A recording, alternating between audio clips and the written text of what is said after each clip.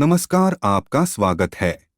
दोस्तों, भगवान श्री कृष्ण वास्तुशास्त्र का विशिष्ट ज्ञान रखते थे। उन्होंने समय समय पर धर्मराज युधिष्ठिर को वास्तुशास्त्र का ज्ञान दिया। यह ज्ञान समस्त मानव जाति के लिए अत्यंत महत्वपूर्ण और कल्याणकारी है। श्री कृष्ण ने दो ऐसे पेड़ पौधों के बारे में बताया है जिनका भवन की सीमा में होना दुख एवं दरिद्रता लेकर आता है। ये वृक्ष घर के सामने होने से उस घर में निवास करने वाले लोगों की कभी उन्नति नहीं होती है। उन्हें हमेशा पराजय और निराशा का ही सामना करना पड़ता है। दोस्तों, वास्तुशास्त्र के अनुसार वृक्ष तथा पौधे हमारे भवन की सुंदरता को बढ़ाते अवश्य है, साथ ही ये वातावरण को शुद्ध रखते हैं। वृक्षों से सकारात्मक ऊर्जा का संचार होता है, जो हमारे जीवन के लिए अत्यंत आवश्यक होती है। वृक्ष नकारात्मकता को कम करके वातावरण को अधिक सकारात्मक बनाने का कार्य करते हैं। घर के सामने शुभ पेड़ पौधे लगाने से घर में बरकत आती है। साथ ही ये पेड़ पौधे कई प्रकार के वास्तु दोषों को नष्ट करते हैं।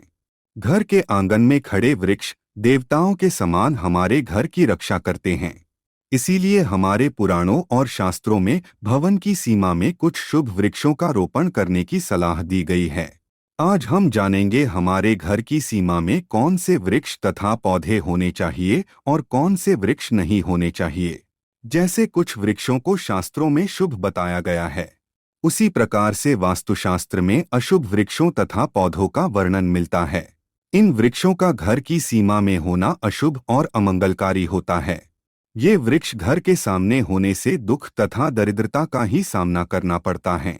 इन वृक्षों के सानिध्य में रहने पर धन का नाश होता है, शत्रुओं में वृद्धि होती है, मनुष्य अपना मान सम्मान तक खो देता है। इसीलिए यदि आपने भी जाने अनजाने में अपने घर के आंगन में अथवा घर के अंदर ऐसे वृक्ष तथा पौधे लगाए हैं, तो बिना देरी किए उन्हें तुरंत हटा देना चाहिए। तो चलिए जान लेते हैं मनुष्य को कौन से पेड़ लगाने चाहिए और कौन से नहीं। सबसे पहला है पीपल का पेड़। किसी जलाशय के समीप पीपल का वृक्ष लगाने वाले मनुष्य को जो फल मिलता है वह सैकड़ों यज्ञों के समान होता है। जब पीपल के पत्ते उस जलाशय में गिरते हैं तो वे पिंड के समान होकर पितरों को तृप्ति प्रदान करते हैं। इससे सभी प्रकार के पितृ दोष समाप्त हो जाते हैं। श्री कृष्ण कहते हैं, जो मनुष्य नित्य स्नान करके पीपल को स्पर्श करता है वह सभी पापों से मुक्त होता है और कभी पराजित नहीं होता है। पीपल को स्पर्श करने से लक्ष्मी की प्राप्ति होती है और उसकी प्रदक्षिणा करने से आयु में वृद्धि होती है। पीपल की जड़ में श्री विष्णु, तने में शिव जी और अग्रभाग में ब्रह्मा जी स्थित रहते हैं। सोमवती अमावस्या के दिन पीपल को प्रणाम करने से जो फल मिलता है वह 1000 गाय के दान के बराबर होता है। इस संसार में पीपल के समान कोई वृक्ष नहीं है। साक्षात श्री हरि इस वृक्ष के रूप में पृथ्वी पर विराजमान है। पीपल के वृक्ष को चोट पहुंचाना अथवा उसकी टहनी तोड़ना महापाप माना गया है। ऐसा मनुष्य एक कल्प तक नरक में रहता है और जो पीपल को जड़ से काटता है उसका कभी नरक से उद्धार नहीं होता है। दूसरा है आंवले का वृक्ष। श्री कृष्ण कहते हैं, आंवले का फल समस्त लोकों में प्रसिद्ध और परम पवित्र है। आंवले को लगाने से स्त्री और पुरुष जन्म मृत्यु के बंधन से मुक्त हो जाते हैं। यह पवित्र फल भगवान विष्णु को अत्यंत प्रसन्न करने वाला एवं शुभ माना गया है। इसको खाने से सभी पापों से मुक्ति मिलती है। आंवला खाने से आयु बढ़ती है, उसका जल पीने से रोगों का नाश होता है और आंवले को जल में मिलाकर स्नान करने से दरिद्रता दूर हो जाती है और सभी प्रकार के ऐश्वर्य प्राप्त होते हैं। जिस घर में आंवला सदा मौजूद रहता है उस घर में कभी दैत्य और राक्षस नहीं आते हैं। एकादशी के दिन अगर आंवला मिल जाए तो संसार के सभी तीर्थों से बढ़कर फल प्राप्त होता है। अपने केश में आंवला लगाने वाला फिर से मृत्यु लोक पर जन्म नहीं लेता है। जिस घर के सामने आंवले का वृक्ष होता है वहां पर साक्षात लक्ष्मी नारायण निवास करते हैं। तीसरा है अशोक का वृक्ष। दोस्तों, पद्म पुराण के अनुसार अशोक के वृक्ष में अप्सराओं का निवास होता है। यह वृक्ष शोक का नाश करने वाला तथा निराश को समाप्त करने वाला होता है। इस वृक्ष को घर के पास लगाने से घर में सुख शांति बनी रहती है। अशोक का वृक्ष शीतलता और यौवन प्रदान करने वाला होता है। माँ लक्ष्मी ने जब देवी सीता के रूप में अवतार लिया था, तब रावण द्वारा अपहरण करने के बाद उनका वास अशोक वाटिका में था। अशोक के वृक्ष ने माँ सीता की बहुत सेवा की थी, इसीलिए माँ सीता ने अशोक वृक्ष को यह वरदान दिया था कि जिस भी स्थान पर यह वृक्ष होगा, वहां पर उनका सदैव ही निवास होगा। चौथा है पाकड़ का वृक्ष। पद्म पुराण के अनुसार प्रत्येक मनुष्य को पाकड़ का वृक्ष अवश्य लगाना चाहिए। यह वृक्ष लगाने से जो फल मिलता है वह महायज्ञ के समान होता है। कलयुग में मनुष्य यज्ञ नहीं कर पाएंगे, इसीलिए उन्हें एक पाकड़ का वृक्ष अवश्य लगाना चाहिए। पांचवा है नीम का वृक्ष। पद्म पुराण के अनुसार नीम का वृक्ष लगाने से सूर्य देव प्रसन्न होते हैं। नीम का वृक्ष आयु प्रदान करने वाला माना गया है।